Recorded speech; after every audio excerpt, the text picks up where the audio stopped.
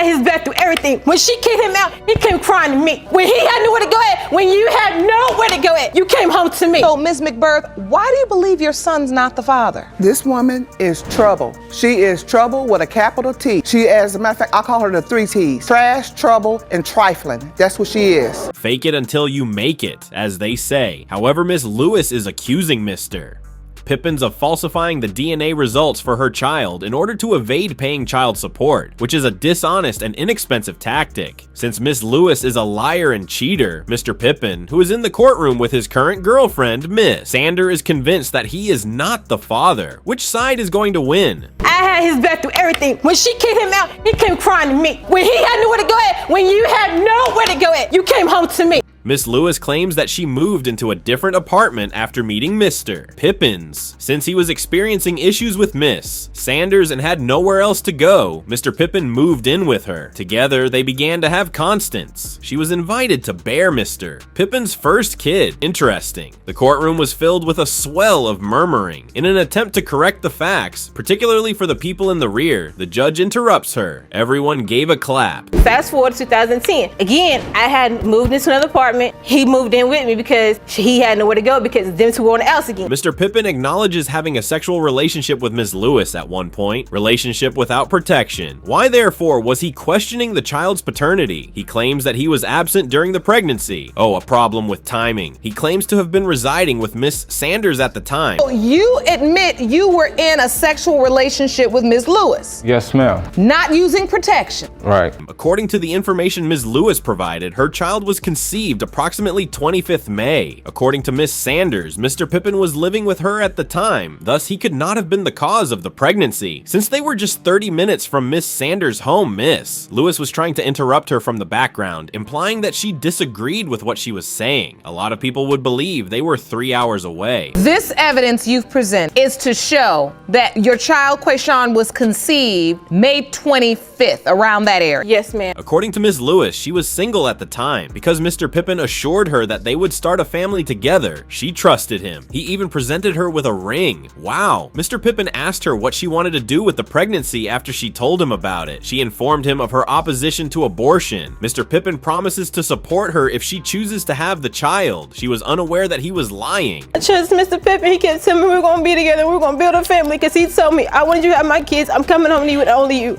because he had gave me a ring. He said, I'm coming home to only you, and I want us to build this family. This is when he asked me. Mr. Pippin claims that after seeing Miss Lewis with her ex-boyfriend, he began to question her paternity. Now that we are getting somewhere, he called her and she did not pick up, so he went to her house. Miss Lewis claims that the period of time he was referring to was back in December, when she was not pregnant and she began to cry. Then I tried to call her phone. She didn't want to answer her phone. Your Honor, so when I you went said- to the house, and by the time I got there, she was back to the house. So I asked her about it. Your Honor, the night he claiming he saw me with his boyfriend was in December of 2011. I wasn't even pregnant yet. According to Miss Sanders, she has evidence that the child is not Mr. Pippin's. By this time, she was Mr. Pippin's lawyer. In the background, Miss Lewis was yelling, upset with them both. Look at my baby. He didn't ask to be here. You asked me to have him. And now he's here. You want to take care of him. Please explain, Ms. Sanders, what this evidence is. On the right side is my child that I have with Mr. Pippin. On the left side is her child. They look just alike. Mr. Pippin proved he was not the father by presenting the court with the results of a DNA test. According to Ms. Lewis, Mr. Pippin falsified the DNA test. The judge questions how he accomplished that. According to Ms. Lewis, it does not take much to alter your DNA. The Pippin and him that day kept going forth to the bathroom, chewing on stuff, whispering to Miss Sanders about different things. Yes, Your Honor. And I was asking her, witness. she kept saying, well, did you do it? Did you do it? But Your Honor, but I did not. To the bathroom, Your Honor, how can you tamper So with what's the this? DNA? All you need is a provide. Let's get some order. The mother of Ms. Lewis was summoned to the stands. She claims that Mr. Pippin was dishonest during the initial DNA test since he was whispering to Ms. Sanders when he was walking back and forth to the restroom. Mr. Pippin claims that he was unable to compromise the procedure or change the DNA results. Lopez, you are here today because you claim the defendant, Mr. Carbajal, allegedly perpetuated a DNA testing scam to try to deny paternity of your kids. You say you are tired of struggling daily to take care of your children alone and you need to prove he's their biological father today. Yes, Your Mr. Carbajal maintains that Mrs. Lopez has destroyed his life because of the baby, even after he conned her into thinking he is not the father by conducting a phony DNA test. I do not know Mr. Carbajal, but if you are not prepared to be in ruins, perhaps do not have S with a woman without protection. Perhaps organize your life before becoming a parent. There are a lot of choices, Mr. Carbajal. She told me, hey, come see me, you know, for the weekend or just one night. So I want to go see her. And that day that I want to go see her, we basically had sex that first night. It was not that yes, first it night. was. No, Yes, it no, was it the first wasn't. night. Yes, No. it was. Yes, it was. No, it was not. Yeah, Alright, so these two strangers are fighting for the first time without any protection. It makes perfect sense to do it. Mr. Carbajal tells Ms. Lopez after their devil's tango that he does not want to have a child with a woman he did not love, but she is already pregnant. Oh, Mr. Carbajal, perhaps you should avoid unprotected S with a total stranger the next time. You're the mother of 2 children. Yes, Your Honor. But there is a doubt as to the paternity to both of the children. That's what you contend, Mr. Carbajal? Yes, Your Honor. Let's start with your daughter that's 2 years old, Aliana. Yes. So you claim Mr. Carbajal was the only person you were with. Yes, Your Honor. Are there 2 infants? So after their initial SUL encounter, these two decided to have S again after going through all of this with the first child? Whoa, great job, team. Once more, Mr. Carbajal, you are unemployed, yet you are adamant that Ms. Lopez is pursuing your money. Since you are totally reliant on your family and their finances, you think she has a right to them as well. What a man. Even though you doubt it? Because when she was first born, I was attached to her. I was really attached to her. Okay, so you were attached to her. So then why doubt? What made you doubt? She was the picture. No, there was another man. There that was not another man. She showed my sister Miriam. He was a friend picture of mine. a guy, and my sister took picture of her phone. He was a because friend of mine, that Your guy Honor. looked exactly like. No. So Liana. you were showing pictures in your phone of showing a my guy sister. to your sister. What? Wait a minute. One would assume that this individual is bipolar at this stage. How could he have been so devoted to this baby girl, referring to her as his firstborn daughter and even getting her name tattooed just to suddenly change his mind about her and her mother? Come on, what happened to your desire to avoid having a child?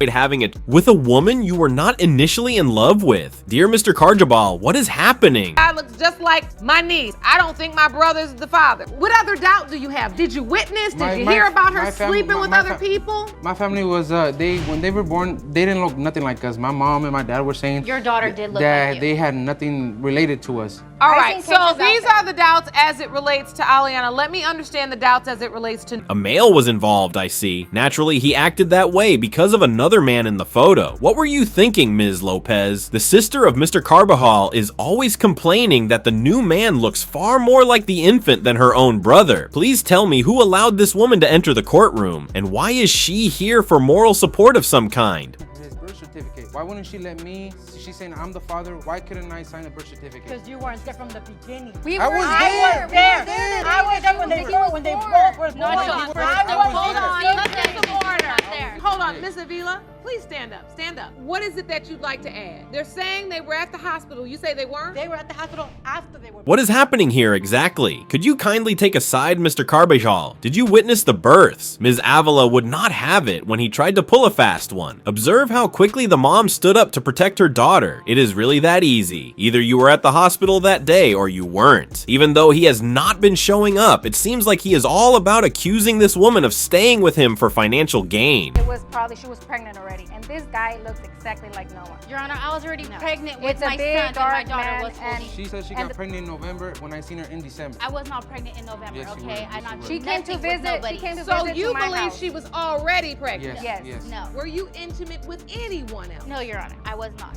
What a full journey. These accusations simply heated up the courtroom. He made it clear that he does not trust that she is not having unprotected S with anyone at their first encounter because Mr. Carbajal had unprotected S with her. What a man. Why do it with her in the first place? If the idea makes you feel so uneasy, it did not occur to you that it was wrong when you were fused together. He did a paternity paternity test that he bought from the store. I did not know about it until he gave me the result that came back. So you took a home, and at home, Off the counter. We bought DNA it. test. Yes, my mom bought it off the counter. They came with swabbing things. You know? Okay, so it came with all of the utensils, Yes, everything and you then needed. paperwork. A paternity test available over the counter? Really? The man is desperate to know if he is the father or not, but whatever. What were the outcomes of the test he was so anxious to take? However, Ms. Lopez is adamant that the paternity test is a hoax, even though she was unaware of it and did not hear anything about it until the day he gave her the results. Mr. Carbajal, you are not her father. Okay, now we have the answers for Aliana. We still have to get Noah's. My mom wouldn't have spent so much money on those tests to We be spend a swabbing lot of other money. people. We on spend a their lot of kids. money to do those tests. You guys should have still told us what you were No, going to do. you think you guys were gonna let us? In summary, this woman has been lying to Mr. Carbajal for the past 2 years. Take a peek at Judge Lauren's shocked expression. Ms. Lopez, was Mr. Carbajal correct? Was it with a complete stranger? By specifically claiming that she was only with Mr. Carbajal, this woman flagrantly misled Judge Lauren. It almost feels like everything she has said may be a lie in light of all that has happened. I'll ask you again. Were you sleeping with anyone else besides Mr. Carbajal at the time? Well, Your Honor, she's the one in the picture. It's Obviously. not the one in the picture, I'm sure okay? it is. No, it's not, Christina. Ms. Lopez, Yes. you stood in this courtroom and lied. You lied. You ruined my brother's life. She ruined my life. You know you lied. Judge Lauren was completely taken aback by that untruth. See how they are always arguing over the home DNA test when the actual one is right in front of them. Discuss priorities that are out of alignment. For them, the baby almost seems inconsequential. This 2-year-old toddler is completely unaware of what is happening. Additionally, see them arguing about trivial matters. Let us go on to the second outcome. Carbajal, you are not. Thank you. Noah's Thank father. you, Your Honor.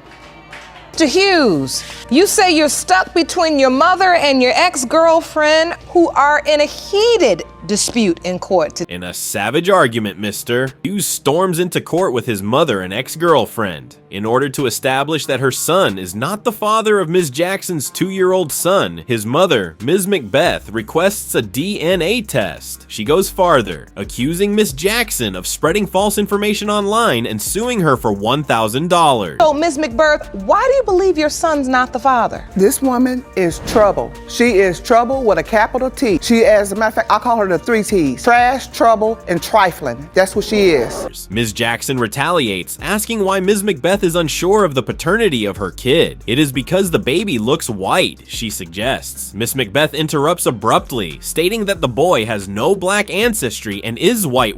I have no idea, to be honest. Like, maybe because he is so white? Because he all the white. He ain't got no black in here. Everything I see got powder puff on it. I don't see no chocolate nowhere, okay? No, ma'am. Whatever. The sister of Mr. Hughes stands up and launches her own assault. She refers to Miss Jackson as a drive-by and a vampire. Speaking up, Ms. Macbeth reminds the court that her son already has 2 young children who are actually her grandchildren, saying that Miss Jackson was merely a side chick attempting to ensnare them with a baby. The sister has been in our life. She's never was a girlfriend. You are a vampire. You are just a fly-by-night. We didn't know anything about you. He's been in a relationship for 10 years. Ouch! The sister explains that they asked for a DNA test prior to the baby's birth, and Ms. Jackson agreed, but she backed out of the deal after the child was born. This is where Miss Macbeth declares that Miss Jackson must erase the thought that this child belongs in their family. That child is not my son's baby, period. Well, let me first, of course, state the obvious, which I'm hoping you know as well, being African American. You know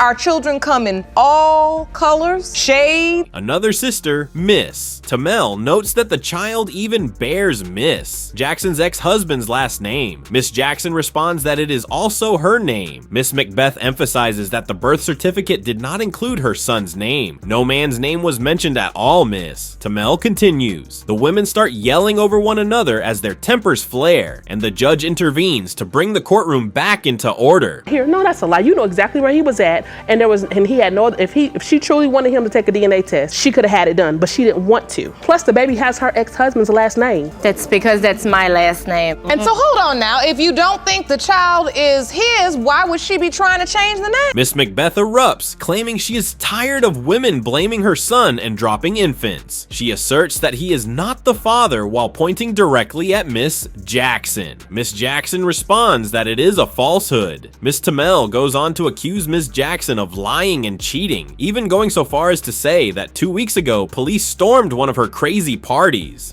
It is all a lie, says Miss Jackson, shaking her head. I'm sick of all these little hookers trying to say my son is the daddy. I'm sick of it. I get babies dropped off here, dropped off there. I'm sick of it. But it stops today. Because that baby is not my son. At last, Mr. Hughes speaks. He claims that because he is biracial, he gave Ms. Jackson the benefit of the doubt. His dad is Caucasian. There was a commotion in the courtroom. Claps and jeers broke out everywhere. Declaring that the infant is not her son's, Ms. Macbeth refuses to back down. According to Miss Tamel, Hughes acknowledged yesterday night that the kid was not his. The situation becomes even more tense when Hughes disputes it. You are Elijah's father. I just gave him the benefit of the doubt because I'm biracial. My father's white, you know. It's not my son, okay? She got men coming and going in and out of her house. My father's a blonde-haired, blue-eyed dude, so. According to Mr. Hughes, he has even overheard the child refer to another man as dad. What? His suspicions are heightened when he reveals that Miss Jackson previously dated a mixed man, declaring that she is done parenting children on behalf of her son, Miss. Macbeth raises her hands. Due to insufficient evidence, the judge declares the defamation suit to be void. Faithful about you guys, and I never will because I have more you respect on a 5, I need for you on a 3. you guys as his parents.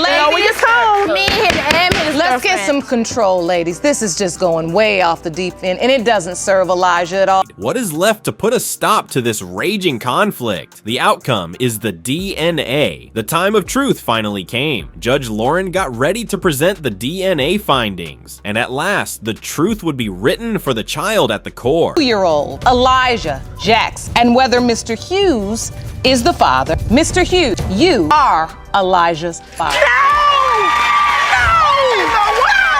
Ms. Thompson, you are summoning Mr. McKinley to court to prove to him and his wife that he fathered your 6-month-old son, Legend. When his mistress, Miss Odie Thompson, forced Mr. McKinley to appear in court and admit to being the father of her 6-month-old child, he was exposed. She maintains that the true cause of his denial is his wife, Mrs. McKinley. Mr. McKinley begs for a chance to salvage his 17-year marriage while downplaying it, describing it as simply an affair gone bad. Who will prevail when the battle lines are drawn? He was always trying to get attention, to be noticed. One day, excuse me, I'll let you talk. One day, one day, I finally gave him a chance because he was real thirsty. Jersey. According to Miss Thompson, their love of rap music was the catalyst for their romance. She describes herself as a rapper and songwriter, and she claims to have had several SUAL encounters with Mr. McKinley, sometimes with and sometimes without protection. She acknowledges that she was drinking too much and was unable to make wise decisions. Double teaming at its best, Mr. McKinley and his wife both joined in, flatly denouncing her story as a fraud. I rap, you know, when I write music, I sing. I took him to the studio, we spit some bars. Make a long story short, we ended up dating, having sexual encounter. As the two women argue and their voices collide in a barrage of obscenities, mayhem breaks out. The judge slams the door shut. According to Mr. McKinley, it started when Miss Thompson messaged him after he uploaded a studio shot to Facebook. The silence, however, lasted only a few seconds. Before long, both women were shouting over one another and making scathing comments once more. One voice at a time, the judge issues a stern warning. Posting new pictures and this and that in his because I went in her, I went in his private and I saw what she had to make a fake. Okay, let me hear what they're saying. Let me hear what they're saying. Mr. McKinley claims that while they were only Facebook friends, Mrs. Thompson contacted him first and asked to be taken to a studio. From the beginning, he accuses her of plotting. In response, Miss Thompson asks why she would pursue him and makes fun of him for working at Goodwill. The courtroom echoes with laughter. To make her story even more incisive, she adds that he is 20 years her senior. Nah, I just knew she was one of my friends on Facebook. I could have been a plot she skiing on from day one. Because I always had her on Facebook. He worked at the Goodwill. Why would I want him? He worked in the donation thing before he got fired. Why would I want him? And he's 2 decades older than me. According to Mrs. McKinley's testimony, she once saw her husband having an affair with Miss Thompson. She was not duped by his attempts to convince her that it was only about the music. She claims to have even perused their amorous Facebook exchanges. According to Miss Thompson, Thompson if it was only a relationship. He asked who was it. I didn't answer. So he opened the door. I went in there. She laying in the bed, under the cover. Whose house was this? I took the cover off her head.